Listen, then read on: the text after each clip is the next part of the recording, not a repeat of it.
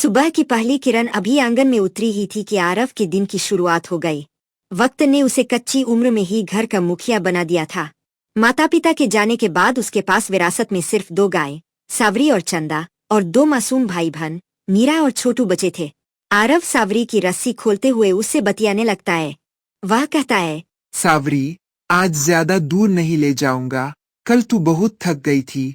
तभी छोटी बहन मीरा बाहर आती है और भाई की थकान देखकर चिंतित हो जाती है। छोटू भी नींद भरी आंखों से बाहर आता है और मजाक में कहता है कि भाई, भैया की गायों वाली पंचायत शुरू हो गई आरव मुस्कुराता है और कहता है है कि ये बेजुबान ही उसके मन की शांति का जरिया है।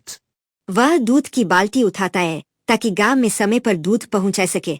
जब आरव सावरी और चंदा को लेकर चराने निकलता है तो रास्ते में उसे उसके पुराने दोस्त राघव, मोहन और जीतू मिलते हैं। वे शहर में काम करते हैं और अच्छे कपड़े पहने हुए हैं। वे आरव का मजाक उड़ाते हैं। अरे आरव, कब तक इन गायों के पीछे गोबर उठाता रहेगा? हमारे साथ शहर चल, कुछ बड़ा सोच। आरव की नजरें जमीन पर झुक जाती है, पर वह दृढ़ता से जवाब देता है, भाई, काम छोटा बड़ा नहीं होता। मेरी जिम्मेदारी मेरे भाई बहन है, उन्हें छोड़कर मैं कहीं नहीं जा सकता। उसके दोस्तों की बातें उसे चुभती तो है, पर उसकी आंखों में अपने परिवार के लिए एक शांत जिद है। वह बिना पीछे मुड़े आगे बढ़ जाता है। दोपहर के समय जब आरव घर पर नहीं था, गांव का लालची सेठ रामलाल उसके घर धमक पड़ता है। मीरा और छोटू दोपहर के समय जब आरव घर पर नहीं था, गांव का लालची सेठ रामलाल उसके घर धमक पड़ता है। मीरा और छोटू अकेले थे। सेठ चिल्लाते हुए कहता है, कहाँ है आरव?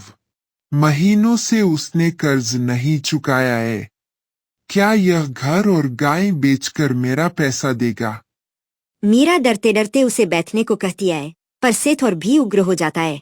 वह धमकी देता है कि अगर अगली बार आया और पैसे नहीं मिले तो वह घर का सामान और सावरी चंदा को उठाकर ले जाएगा। सेठ के जाने के बाद घर में सन्नाटा पसर जाता है। मीरा और छोटू की मासूम आंखों में डर साफ दिखाई देने लगता है। शाम को जब आरव वापस लौटता है तो वह देखता है कि मीरा और छोटू गुमसुम बैठे हैं। पूछने पर वे सेठ रामलाल के आने और उसकी धमकियों के बारे में बताते हैं। आरव का खून खौल उठता है, पर वह संयम रखता है। वह कहता है, जब तक मैं जिंदा हूँ, कोई सावरी और चंदा को हाथ नहीं लगा सकता। वह तुरंत सेठ के पास जाने का फैसला करता है। मीरा उसे रोकने की कोशिश करती है, पर आरव जानता है कि अब चुप रहना ठीक नहीं। वह अपनी मुट्ठियां भींचकर सेठ की हवेली की ओर निकल पड़ता है। सेठ रामलाल अपनी हवेली में बड़े घमंड से बैठा था। आरव को देखते ही वह तंज कसता है। गया कर्जदार, क्या पैसे लाया है या फिर वही पुरानी कहानी?